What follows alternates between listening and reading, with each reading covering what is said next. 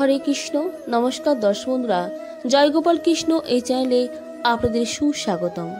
বন্ধুরা, আজকে আপনাদের সামনে যে বিষয়বস্তু নিয়ে ব্যক্ত করব তা হলো পবিত্র অগ্রহায়ণ মাসে অবশ্যই লাগান মা লক্ষ্মীর প্রিয় এই গাছ। গৃহ ধনধান্যে ভরে উঠবে। এসো মা লক্ষ্মী বস ঘরে, আমারই ঘরে থাকো আলো করে। আমরা সকলেই মা লক্ষ্মীকে পেতে চাই। মা লক্ষ্মী হলেন সুখ শান্তি সমৃদ্ধির দেবী। পরিবারে মা লক্ষ্মীর আশীর্বাদ থাকলে সেই পরিবার সর্বদা সুখ শান্তিতে ভরে ওঠে। এই মুহূর্তে চলছে অগ্রহায়ণ মাস, আর অগ্রহায়ণ মাসকে বলা হয় মা লক্ষ্মীর মাস, কারণ বাংলা মাসের এটি অষ্টম মাস হলেও একসময় এই অগ্রহায়ণ মাস ছিল বছরের প্রথম মাস। এই মাসে বাংলার প্রতিটি ঘরে নবান্ন উৎসব পালন ও প্রত্যেক বৃহস্পতিবারে লক্ষ্মী পূজা করা হয়ে থাকে। এই মাসেই বছরের শ্রেষ্ঠ ধান উৎপন্ন হয়, আর ধান হলো মা লক্ষ্মীর প্রতীক, যে কারণে অগ্রহায়ণ মাসকে মা লক্ষ্মীর মাস হিসেবে গণ্য করা হয়।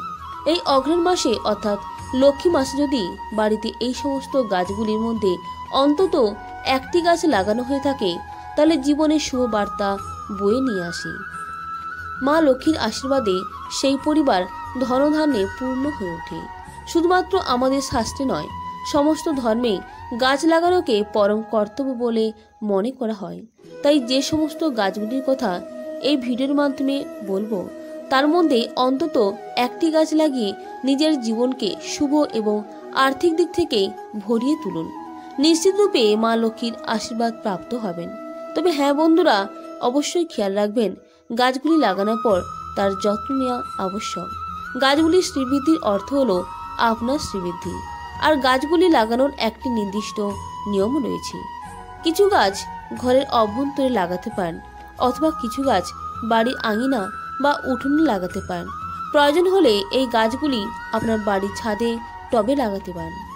যদি এই গাছগুলোর মধ্যে কোনো একটি গাছ আপনার বাড়িতে ইতিপূর্বেই থেকে থাকে, তাহলে একটি গাছ আপনাকে অবশ্যই করতে হবে।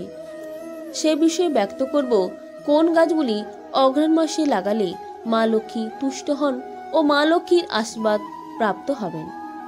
প্রথমে যে গাছটির কথা বলবো সেটি আশা করি আপনারা প্রত্যেকেই জানেন এবং সকলের বাড়িতেই আছে, তা হলো কৃষ্ণ তুলসী গাছ। বাড়িতে সাধারণ তুলসী গাছ সকলেরই আছে, কিন্তু যদি এই অগ্রহায়ণ মাসে বাড়িতে কৃষ্ণ তুলসী গাছ লাগানো সম্ভব হয়, তাহলে সেক্ষেত্রে তা খুবই ভালো। এই বিষয়টি হয়তো আপনি জানেন, কয়েকজন দেবদেবী ছাড়া সকলেই পূজাতে তুলসী পাতা ব্যবহার করা হয়ে থাকে। বিশেষ করে ভগবান বিষ্ণু বা কৃষ্ণ পূজার সময় তুলসী পাতা অপরিহার্য অঙ্গ। কিন্তু এটি কি জানেন যে পুজোর সময় কোন তুলসী পাতা ব্যবহার করা সব থেকে বেশি ভালো? তা হলো এই কৃষ্ণ তুলসী পাতা। তাই বাড়িতে অবশ্যই একটি কৃষ্ণ তুলসী গাছ পবিত্র অগ্রহায়ণ মাসে লাগাতে পারেন। দ্বিতীয়ত যে গাছটির কথা বলবো তা হলো নারকেল গাছ।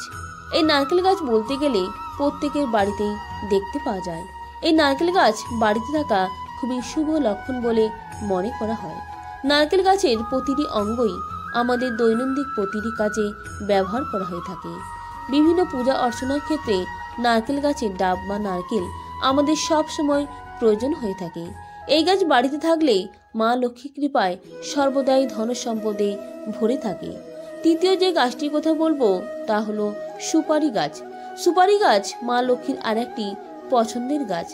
যে বাড়িতে সুপারি গাছ থাকে সেই বাড়িতে মা লক্ষ্মীর আশীর্বাদ সদা সর্বদা থাকে। এবং মা লক্ষ্মীর পূজার সময় সে কারণে দেখবেন পান সুপারি দেওয়া থাকে। এই লক্ষ্মী মাসে পারলে অবশ্যই চেষ্টা করুন বাড়িতে একটি সুপারি গাছ লাগানো। চতুর্থত যে গাছটির কথা বলবো তা হলো কলা গাছ। বাড়িতে কলা গাছ লাগানো অত্যন্ত শুভ লক্ষণ বলে মনে করা হয়। এর ফলে বাড়ির পরিবেশ সর্বদা মঙ্গলময় থাকে এবং বিভিন্ন জায়গায় কলা গাছের পূজাও হয়ে থাকে। তবে একটি বিষয় অবশ্যই মনে রাখবেন যে কলা গাছ কখনোই বাড়ির সামনে লাগাবেন না। পারলে বাড়ির সাইডে অথবা পেছনের দিকে কলা গাছ লাগাবেন, কিন্তু বাড়ির সামনে একদমই নয়। এরপর যে গাছটির কথা বলবো তা মা লক্ষ্মীর একান্তই প্রিয় গাছ। সেই গাছটি হলো ধান গাছ। বাড়িতে ধান গাছ থাকলে মা লক্ষ্মী কখনোই সেই বাড়ি থেকে বিদায় নেয় না। কিন্তু প্রশ্ন একটাই যে ধান গাছ তো জমিতে হয়, তাহলে বাড়িতে কি করে লাগাবেন? এর জন্য যে বিষয়টি আপনাকে করতে হবে সেটি হলো বাড়ির ছোট্ট কিছুটা জায়গা জুড়ে অথবা টবে ধান গাছ লাগাতে পারেন এই পবিত্র লক্ষ্মী মাসে, এবং সেই সামান্য পরিমাণ ধান যা আপনার বাড়িতে লাগাবেন তা শুধুমাত্র পুজোর কাজে ব্যবহার করবেন। এরপর যে গাছটি কথা বলবো সেটি মা লক্ষ্মীর অত্যন্ত প্রিয় একটি গাছ, এবং এই গাছের ফুল মা লক্ষ্মীর পুজোর সময় একান্তই দরকার পড়ে। সেটি হলো পদ্ম। বাড়িতে ছোট জলাশয় তৈরি করে এই পদ্ম গাছ লাগাতে পারেন। পদ্ম গাছ লাগানো অত্যন্ত শুভ বলে মনে করা হয়, আর এতে বাড়ির মঙ্গল হয় ও সমস্ত প্রকার বাস্তুদোষ দূর হয় ও বাড়িতে মনোরম পরিবেশ বজায় থাকে। অবশেষে যে গাছটির কথা বলবো তা হলো ধনে গাছ। ধনতেরাসের দিন দেখবেন ধনে কেনার পরামর্শ দেওয়া হয় এবং বলা হয় ধনতেরাসের দিন ধনে কিনে তা অগ্রহায়ণ মাসে যে কোনো দিন তা বাড়ির মাটিতে ছড়িয়ে দিতে হয়, অথবা একটি টবে এই ধনে বীজ ছড়িয়ে দিতে হয়। বলা হয়ে থাকে এই ধনে গাছের যে পরিমাণ শ্রীবৃদ্ধি হবে তা দেখে সেই বাড়ির সমৃদ্ধি উন্নতি কতখানি হবে তা বিচার করা হয়ে থাকে। তাই চেষ্টা করুন এই কয়েকটি গাছের মধ্যে অন্তত একটি গাছ হলেও তা বাড়িতে এনে লাগানোর চেষ্টা করুন এই পবিত্র অগ্রহায়ণ মাসে। আর যদি এই গাছগুলি ইতিপূর্বেই আপনার বাড়িতে থেকে থাকে তাহলে সেক্ষেত্রে এই গাছগুলি থেকে প্রথমে যে ফুল বা ফল হবে তা অতি অবশ্যই সবার প্রথমে মা লক্ষ্মী চরণে নিবেদন করুন। তবে হ্যাঁ, একমাত্র তুলসী গাছের ক্ষেত্রে বিষয়টি ভিন্ন হবে। তুলসী পাতাটি মা লক্ষ্মীকে নিবেদন না করে সেটি শ্রীকৃষ্ণের উদ্দেশ্যে নিবেদন করবেন। যে কোনো প্রকার গাছ লাগানোর ক্ষেত্রে আপনি কি উদ্দেশ্য নিয়ে সেই গাছটি লাগাচ্ছেন সেই বিষয়টি আপনার কাছে পরিষ্কার থাকা প্রয়োজন।